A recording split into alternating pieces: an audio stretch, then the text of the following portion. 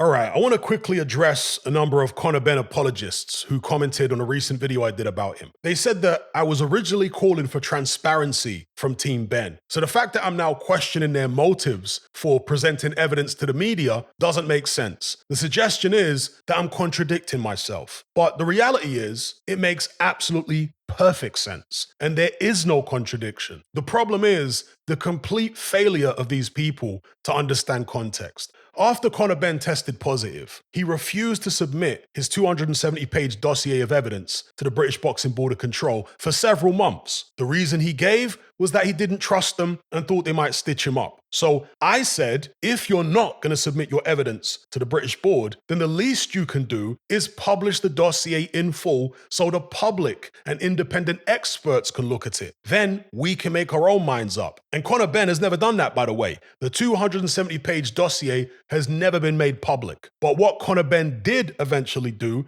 is submit that dossier to UKAD so they could begin their investigation. He indicated that he did trust UKAD and was happy that the British board weren't going to be involved in the process. With UKAD now investigating, it negates the need for the evidence to be made public. You see how the context has changed? Is it clear enough for you now? Or do you want me to draw you a picture? UKAD are now investigating, and all along, Conor Benn has made out that his defense is ironclad. Well, if that's the case, then all he needs to do is just sit back and wait for the innocent verdict. But instead of doing that, he changed his defense to contaminated eggs, something he adamantly dismissed in the past. He hired a new team of paid experts and he sent them onto the media to go public with his new argument. All the while, the UKAD investigation is still ongoing. And now we're hearing that Ben's team are trying to argue that because he doesn't have a British Boxing Board of Control license, UKAD are operating beyond their remit by investigating him and issuing any sort of judgment. This to me suggests that Ben's evidence isn't as ironclad as he's made it out to be, and that by going public with some of it, he's either hoping to put pressure on UKAD